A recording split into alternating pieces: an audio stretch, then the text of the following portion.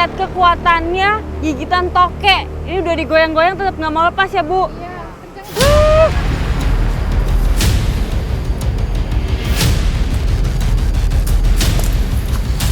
Oh, ini Bu, Bu! Bu! Bu, awas, Bu! Ibu, cepit, Bu! Jadi ini dia. Kita harus ekstra hati-hati kalau mau pegang kelabang. Karena dia di bagian depannya itu ada sungutnya yang beracun.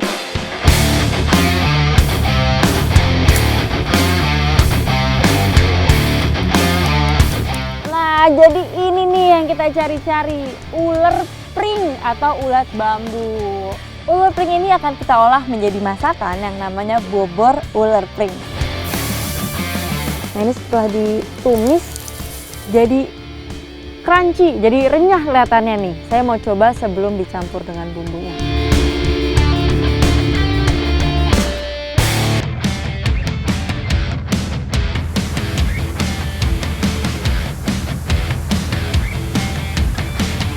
Gedung Banteng, sebuah kecamatan yang terletak di bagian utara Kabupaten Banyumas, Jawa Tengah. Selain pesona alamnya, kekayaan hayatinya pun seakan tak ada habisnya saya jejaki. Kali ini, saya bersama warga pergi ke hutan untuk memburu sesuatu yang nantinya akan memiliki nilai manfaat.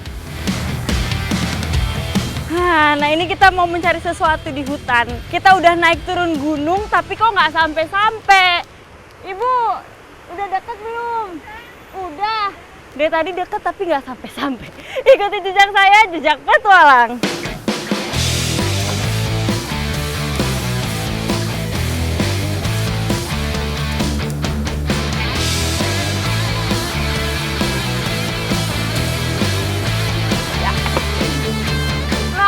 Disinilah kita akan memulai perburuan kita.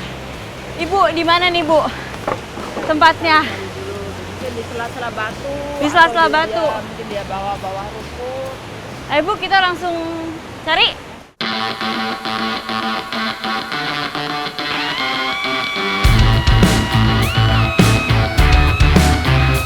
Ada! Mana, Bu? Mana, Bu? Tuh, jadi itu yang mau kita cari. Coba lihat. Nah, emang kalau mencari hewan yang satu ini gampang-gampang susah. Karena warnanya ini mirip sekali dengan daun-daun dan juga tanah di sekitarnya.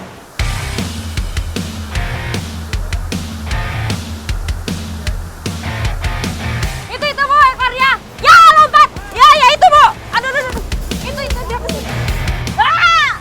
Ibu dapat.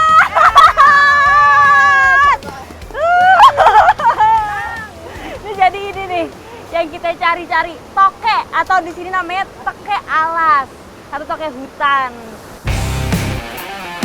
Toke, sejenis cecak besar dari suku Gekkonidae, biasanya aktif di saat senja dan malam hari. Ketika siang, biasanya mereka bersembunyi. Untuk menangkapnya butuh kejelian dalam mencari tempat persembunyiannya. Tuh, ada satu itu.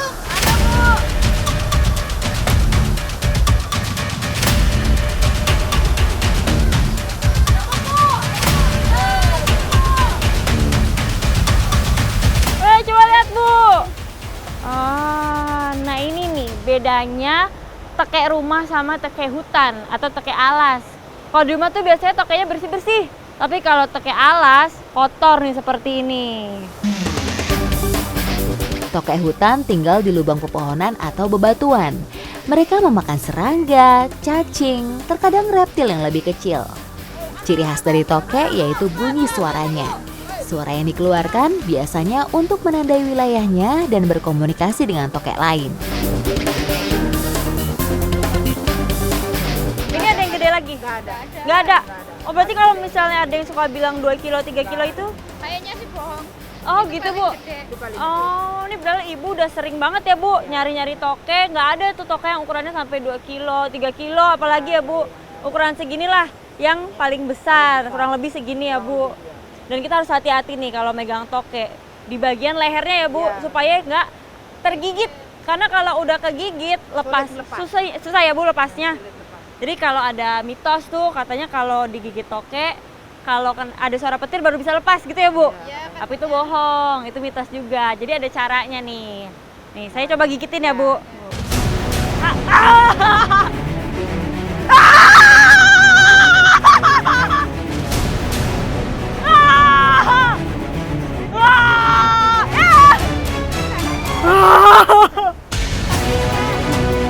Kenceng banget, gigitnya kenceng banget. Jadi emang kalau digigit toke ini bukan kita nunggu petir, kita goyang-goyang atau kita jatuhin ke bawah tanah. Waduh, waduh, waduh. Toke memiliki rahang yang kuat, sehingga bila menggigit akan sulit dilepaskan. Semakin kita lawan akan semakin kencang gigitannya. Hal pertama yang harus dilakukan adalah tenang untuk melepaskan gigitan tersebut. Tuh lihat kekuatannya gigitan toke. Ini udah digoyang-goyang tetap nggak mau lepas ya, Bu. Iya, kenceng banget.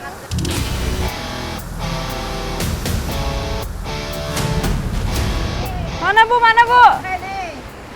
Nih, ini namanya telur toke. Oh. Bentar, Bu. Ya, tuh. Ini telurnya. Ini telurnya. Nih Bukas nemu telur toke. Ini kalau dilihat bentuknya mirip sama telur burung dara, tapi lebih kecil dan lebih bulat. Modelnya gini, kayak Bu. Telur cicak. Oh, Cicak iya besar. mirip. Iya bener, ya bener. Jadi ini mirip kayak telur cicak tapi lebih besar ya, Bu? Iya, cicak lebih kecil. Oh. Sama aja binatang. Nih kita kembalikan lagi aja ya, Bu. Ya, kembalikan lagi. Ya. Ya. Toke betina berkembang biak dengan bertelur. Biasanya diletakkan menempel di lubang pohon atau bebatuan. Jumlah telurnya sepasang dan saling berlekatan. Toke-toke yang sudah terkumpul biasanya dijual ke pengepul lalu dibawa ke kota. Di sana akan dikeringkan dan kemudian dijadikan sebagai bahan dasar obat-obatan.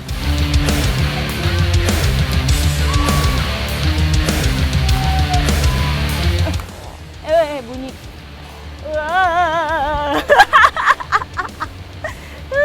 Masukin, Bu. Aduh. Udah dicoba gigit yang paling gede lagi. Udah banyak. Udah banyak. Iya, katanya mau di lumayan. apa? Mau dimasak. Bisa, Bu, dimasak. Enak, Bu. Enak. Enak. Oh. Kan dagingnya lebih enak dari toke yang di rumahan. Oh, gitu, dibanding Bu. Toke hutan.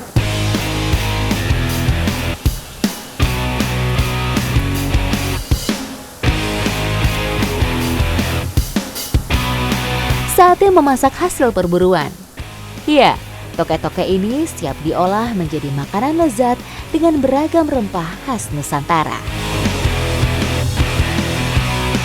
Toke-toke ini akan kita masak menjadi teke alas bumbu kuning. Ikuti jejak saya, jejak petualang.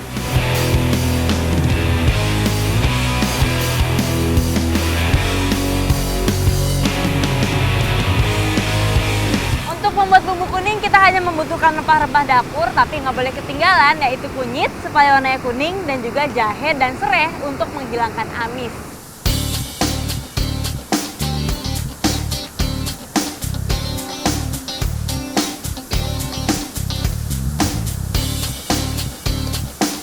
Nah, tidak lupa diberikan air santan supaya masakan semakin gurih. Nah, kalau semua bumbu sudah tercampur seperti ini, kita tinggal tunggu mendidih. Tapi ini belum mendidih aja, aromanya udah harum.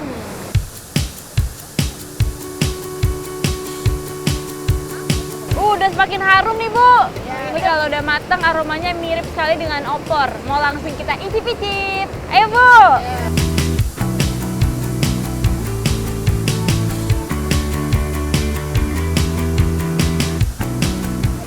Jadi dagingnya ini lembut ya, Bu. Lebih lembut dari daging ayam. Dan bumbu kuningnya ini mantap, rempahnya terasa, pedasnya juga terasa.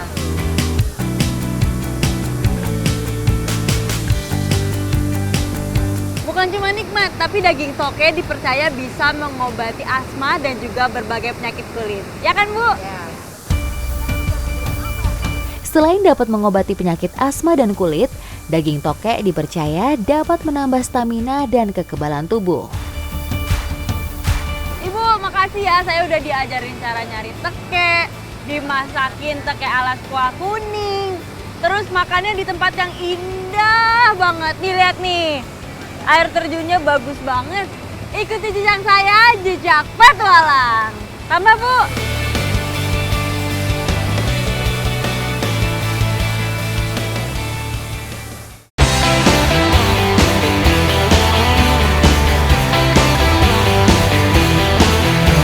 Salah satu yang menarik dari setiap cerita petualangan, tentunya bisa langsung mengikuti aktivitas masyarakat dengan hasil alami. Durian, the king of fruit atau raja dari segala buah. Pasti nggak ada yang tahu kan? Dan saya beruntung nih, soalnya bisa ikutan panen yang panenan itu cuma 1 tahun sekali. Ikuti jejak saya, jejak petualang. Untuk menjaga kualitas buah, ada cara unik untuk memanen buah durian di sini.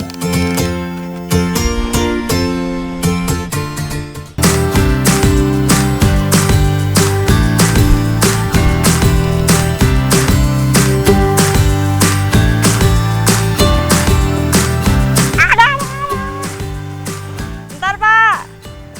Aduh, tajam. Ini dia nih. Ini namanya durian ketam. Buah durian merupakan tanaman daerah tropis. Tak heran buah ini sangat melimpah di Indonesia. Budidaya tanaman durian paling baik di daerah dataran rendah hingga ketinggian 800 meter di atas permukaan laut dengan iklim yang basah.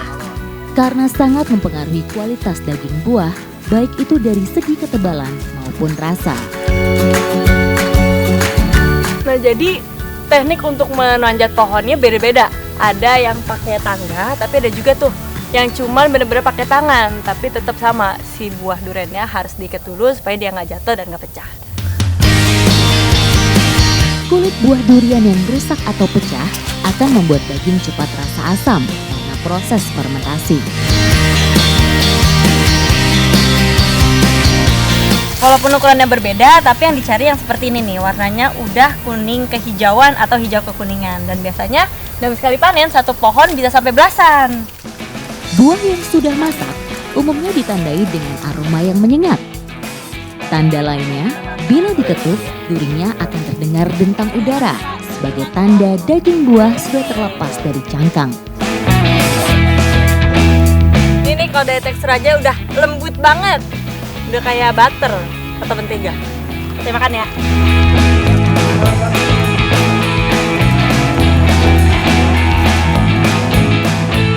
Mantap surantap. Dan ternyata selain dagingnya yang enak, biji dari durian ini bisa diolah jadi kuliner. Ikuti jejak saya, jejak petualang.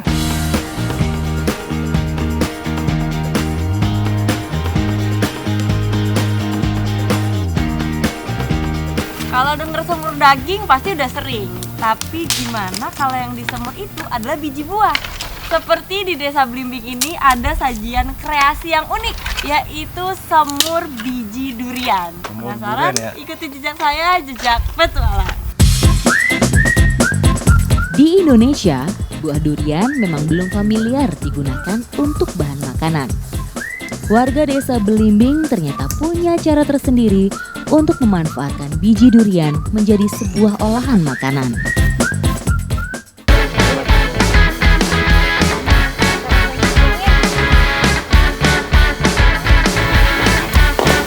Setelah dibersihkan, biji durian ini harus direbus dulu supaya dia lebih lembut, terus nanti mudah dikonsumsinya. Dan ngerebusnya ini lumayan lama, paling enggak butuh waktu 2 jam.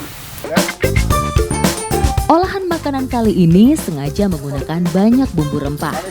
Pastinya untuk menambah cita rasa dari biji buah si king fruit ini. Kulitnya yang coklat.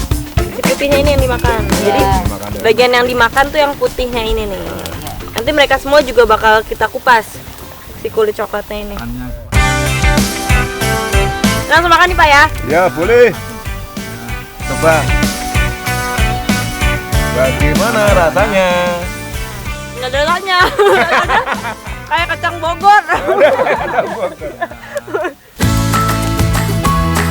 Selain mengandung serat, biji durian juga mengandung saripati karbohidrat tinggi. Bisa dijadikan sebagai pengganti energi dan tenaga setelah beraktivitas.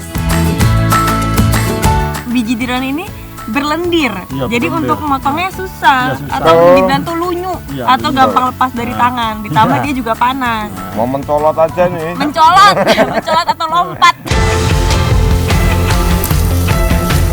Semur berasal dari bahasa Belanda yaitu smor, yang artinya masakan yang direbus dengan tomat dan bawang secara perlahan. Berdasarkan sejarah, hidangan ini telah dikenal sejak abad ke-9 Masehi. Semur tercipta dari adanya proses akulturasi, perpaduan antara teknik masak dari Eropa dengan bumbu rempah-rempah asli Nusantara. Nah ini kalau dari aromanya aja udah wangi, cuman ini berbeda nih sama semur pada umumnya. Kalau biasanya warna coklat kehitaman, kalau ini rada mirip kari karena ini semur pedas, bukan semur biasa. Semur sudah melekat menjadi tradisi bangsa Indonesia dan menjadi hidangan di berbagai acara adat. Tentunya dengan cita rasa dan tampilan yang disesuaikan dengan selera masyarakat setempat. Nih, semur pedas ponggek. Wah, Ini enak. kalau dari wanginya nih udah mantap sih. Ini mendingan langsung kita makan aja, Ibu. Coba. Gimana nih kita makannya?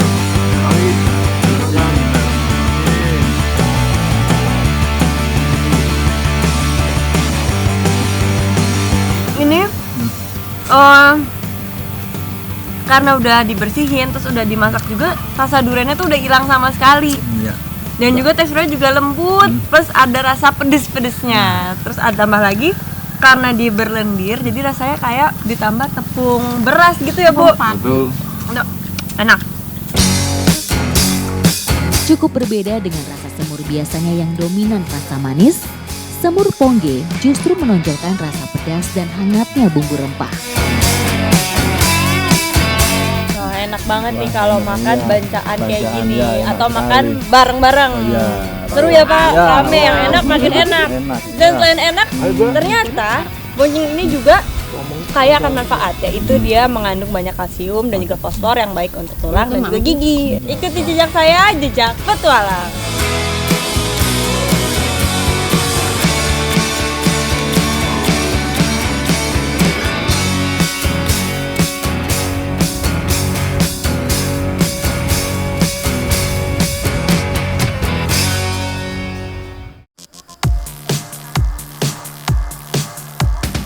Lereng Gunung Slamet seakan tak ada habisnya untuk saya jejaki.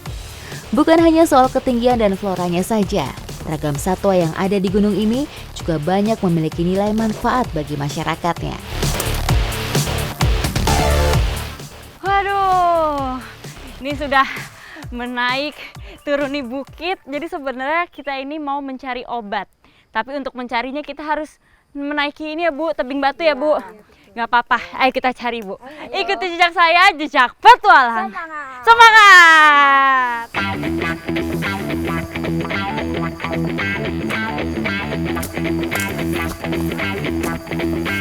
Obat yang kita cari ini biasanya hidup di tempat yang basah dan lembab, seperti di bawah-bawah batu. Di mana ini, Bu? Yang kira-kira anak obatnya?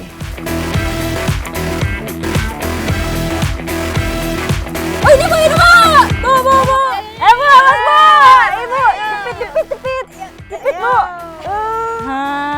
Jadi ini dia yang kita cari-cari setelah naik turun bukit bebatuan. Ini adalah kelabang, atau di sini namanya apa, Bu, disebutnya? Giombong. Giombong. Kelabang merupakan salah satu hewan yang banyak ditemui di hutan lereng Slamet. Hewan beruas ini dikenal mempunyai racun yang cukup berbahaya.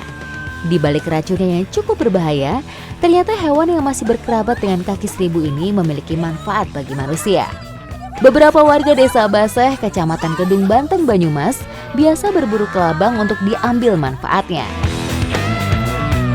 Dan kita harus ekstra hati-hati kalau mau pegang kelabang. Karena dia di bagian depannya itu ada sungutnya yang beracun. Jadi kalau mau pegang pakai tangan harus kita lepas dulu racunnya. Dan ini juga kalau dilihat dia membingungkan nih, bagian kepalanya itu yang mana. Jadi sebenarnya yang sungutnya pendek itu justru bagian kepalanya. Ini yang sungutnya panjang adalah bagian belakangnya. Kelabang memiliki tubuh berruas-ruas. Tiap ruas memiliki sepasang kaki dan memiliki cakar beracun di bagian depannya. Racun kelabang mengandung histamin yang dapat menyebabkan reaksi alergi yang bisa merusak jaringan kulit. Jika tersengatnya, kita akan mengalami gejala rasa nyeri, pembengkakan, hingga demam. Oke. Nah ini kalau sungutnya udah nggak ada, dia sudah tidak ada bisanya, berarti sudah aman untuk kita pegang langsung dengan tangan. Seperti ini. Selain untuk dijadikan obat, biasanya kelabang diburu untuk dijadikan pakan ikan hias dan burung kicau.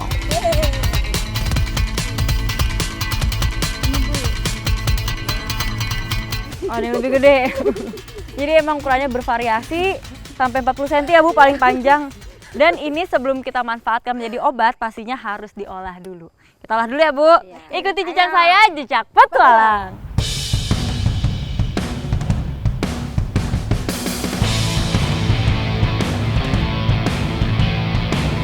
Kelabang-kelabang ini biasanya dikumpulkan dan dijual ke pengepul untuk dibawa ke kota. Nah, sisanya biasanya dijadikan obat. Nah, kali ini saya mau bikin kelabang bumbu bakar. Bagian dari kelabang yang bisa dimanfaatkan adalah daging dan minyaknya. Daging dan minyaknya dipercaya berkhasiat untuk mengobati berbagai penyakit. Tentunya harus melalui tahap pengolahan dulu. Kali ini kami akan mencoba mengolah dagingnya saja. Bumbu yang digunakan sederhana saja, hanya cabai, bawang, dan gula. Tapi yang nggak boleh ketinggalan ya bawang ini, karena bawang ini mengandung antioksidan, jadi bisa menetralisir bisa pada kelabang atau geombong ini.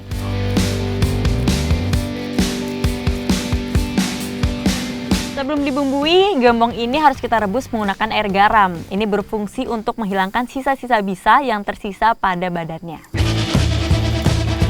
Hewan yang terlihat menyeramkan dan menjijikan ini ternyata memiliki khasiat jika diolah dengan benar. Udah ini Bu? Nah, ini begitu masak, bisanya sudah hilang, bisa langsung kita bumbui.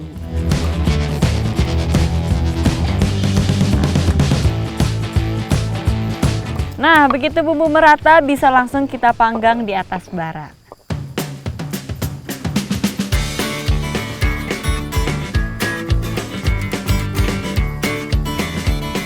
Ini udah matang ya, Bu? Yuk, langsung coba.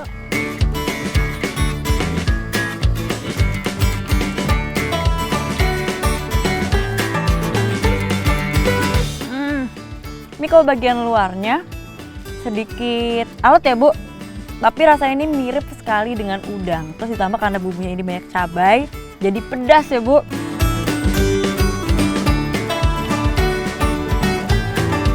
Enak ya Bu ternyata. Nah tapi geombong ini bukan makanan konsumsi sehari-hari, melainkan biasa dikonsumsi untuk obat saja. Jadi nggak boleh banyak-banyak ya Bu. Nggak boleh. Kelabang mengandung zat besi dan protein tinggi, sehingga bermanfaat untuk meningkatkan daya imun tubuh dan memperlancar peredaran darah. Nah, geombong ini dipercaya bisa mengobati berbagai macam penyakit kulit. Apa aja tuh, Bu? Contohnya panu. Panu bisa. Kadas kuras semua bisa ya, Bu? Bisa. Nah, jadi banyak orang yang menganggap ini berbahaya atau membahayakan. Padahal kelabang atau geombong ini punya banyak sekali manfaat. Ikuti jejak saya, jejak petualang.